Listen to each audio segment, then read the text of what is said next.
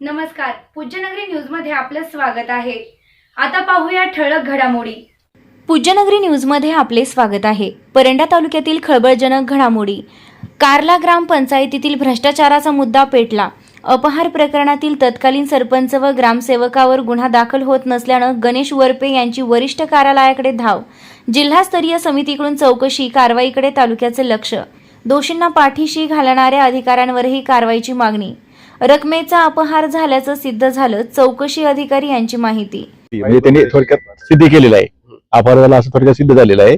त्यानंतर आता पुढे आता पंचायत समिती जो आपण जात नाही त्यांनी पुढे काय केले तिथला आम्ही अहवाल तिथले त्याविषयी आम्हाला लक्ष देणार नाही। नेमकं आज 14 आयुक्तामध्ये जे घोटाळा झाला होता शाळेसाठी दिलेले फर्निचर साहित्य ते दोषींनी रिकव्हरी केली होती, पण ते जे रिकव्हरी केले तर त्यांच्यावरती एफआयआर दाखल करा अशी माझी मागणी होती पंचायत समिती पारामध्ये वारंवार, पण त्यांनी एफआयआर दाखल केली नाही, त्याच्यामुळे मी पुढे तक्रार केली होती एफआयआरच्या। आता बातमी विस्ताराने। परंडा तालुक्यातील कारला ग्रामपंचायतीमधील 14व्या वित्त आयोगाच्या निधीतील गैरव्यवहाराचं प्रकरण पुन्हा एकदा ऐरणीवर आलं आहे। 4 वर्षांचा काळ लोटला तरी शासकीय रकमेचा अपहार करणाऱ्यावर गुन्हा दाखल झाला नसल्यानं परंडा पंचायत समितीच्या कारभारावर प्रश्नचिन्ह निर्माण झालंय। या प्रकरणाची गणेश वरपे यांच्या तक्रारीवरून बुधवार दिनांक 29 जुलै रोजी जिल्हास्तरीय समितीकडून चौकशी करण्यात आल्यानं कारला गावासह संपूर्ण तालुक्यात खळबळ उडाली आहे। मुख्य कार्यकारी अधिकारी यांच्या आदेशानुसार धाराशिव पंचायत समितीचे गटविकास अधिकारी व विस्तार अधिकारी यांचं पथक कारला येथे 29 जुलै रोजी दुपारी दाखल झाले। या पथकाकडून ग्रामपंचायतमधील अभिलेखे कागदपत्राची चौकशी केली। याबाबत माहिती अधिकार कार्यकर्ते गणेश महादेव वरपे यांनी दिलेल्या माहितीनुसार मार्च 2022 मध्ये कारला ग्रामपंचायतकडून 14व्या वित्त आयोगाच्या निधीमध्ये अपहार झाल्याची तक्रार गट विकास अधिकारी यांच्याकडे करण्यात आली होती। तक्रारीनंतर विस्तार अधिकारी यांच्यामार्फत ग्रामपंचायतच्या कामाची चौकशी करण्यात आली होती।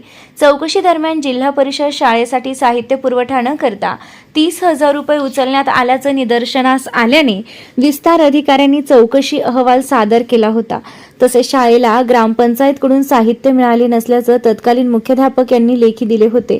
या अहवालानुसार तत्कालीन गटविकास अधिकाऱ्यांनी तत्कालीन ग्रामसेवक M.R. गिरी आणि तत्कालीन सरपंच वंदना पाटील यांना कारणे दाखवा नोटीस बजावून शाळेच्या नावावर उचलण्यात आलेली रक्कम ग्रामपंचायत खात्यात जमा करावी, अन्यथा गुन्हा दाखल करण्यात येईल असा इशाराही नोटीसमधून देण्यात आला होता। यानंतर तत्कालीन ग्रामसेवक आणि सरपंच यांनी लेखी खुलासा सादर करत साहित्य खरेदीसाठी 29 डिसेंबर 2019 रोजी संबंधित दुकानदाराला 30,000 रुपयांचा धनादेश देण्यात आल्याचे मान्य केले।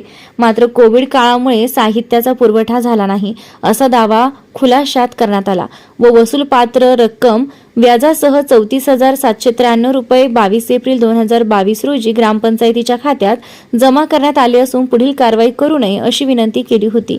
सन 2019 मध्ये रक्कम उचलण्यात आली होती, तर तब्बल 2.5 वर्ष साहित्याचा पुरवठा का झाला नाही?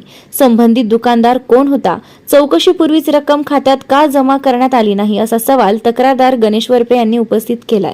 चौकशीनंतर संबंधित रक्कम ग्रामपंचायत खात्यात जमा झाली असली तरी निधी अपहार प्रकरणी तत्कालीन सरपंच आणि ग्रामसेवकांवर फौजदारी गुन्हा दाखल करण्यात आलेला नसल्यानं या प्रकरणी वरपे यांनी परंडा पंचायत समितीच्या गटविकास अधिकाऱ्यांकडे संबंधितांवर गुन्हा दाखल करण्याची मागणी केली होती।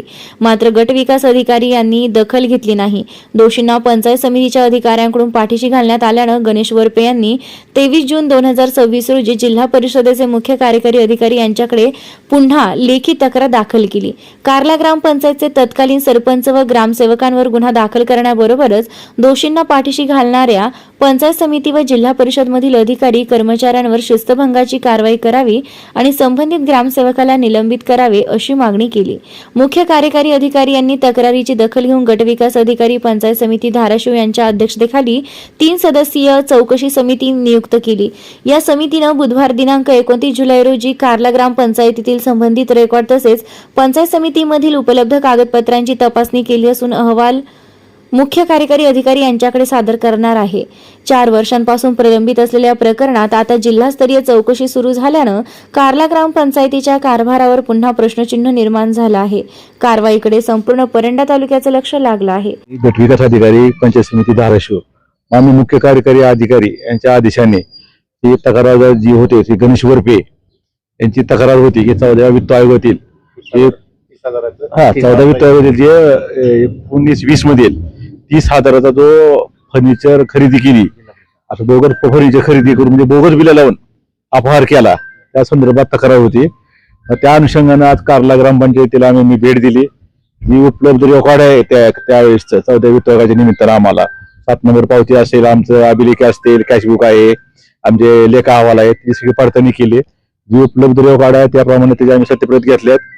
ग्रामपंचायतीचा जबाब घेतलाय त्याप्रमाणे. आता इथून आम्ही पंचायत समिती परंडीला जात आहेत. तिथला पुढचाही विषय आहे आम्ही की ह्यांचं जो तक्रार जी आहे की पैसे भरले त्यांनी, पण पुढे त्यांच्यावर कुठलीही कारवाई झालेली नाही त्यांच्यावर. त्या संदर्भात पंचायत समितीने काय केले हे आम्ही आता पंचायत समितीला गेल्यावर कळलं आम्हाला. तिथले रेकॉर्ड आणि तिथले हे घेऊन त्या निश्चित आम्ही आमची चौकशी कारवाई पूर्ण करू सगळे. आता काय तक्रार होती?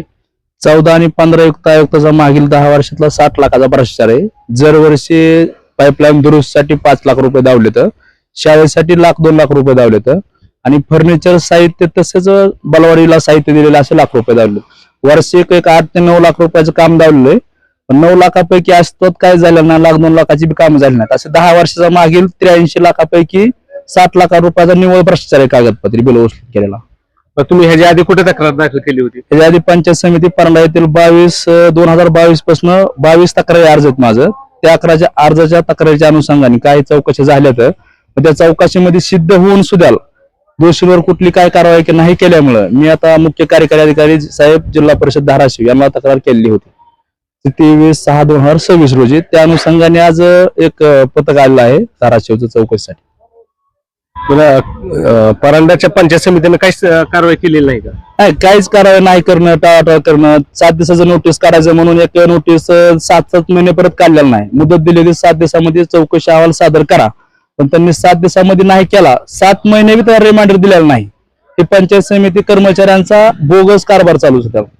त्यांची तक्रार मी जिल्हा परिषद धाराशिव केली होती.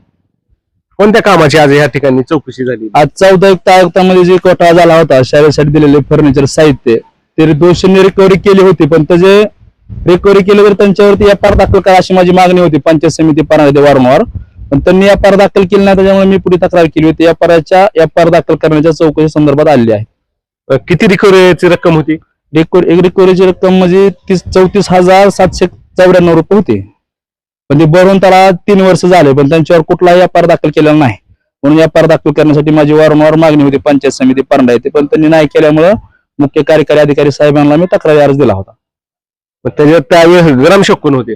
ग्रामसेवक एम आर गिरी, सरपंच वंदना कांतीलाल पाटील या दोघांच्या सहीने रिकव्हरी केलेली आहे. पण तरी ही रिकव्हरी झाली असली शासनाच्या अकाउंटला, तरी पण हे दोषित त्यांनी चोरी केली. ही चोरी सिद्ध होऊन यांच्यावरती कुठलीही कारवाई होत नसल्यामुळे माझी मूळ मागणी की यांच्यावरती एफआयआर दाखल होणं गरजेचं आहे.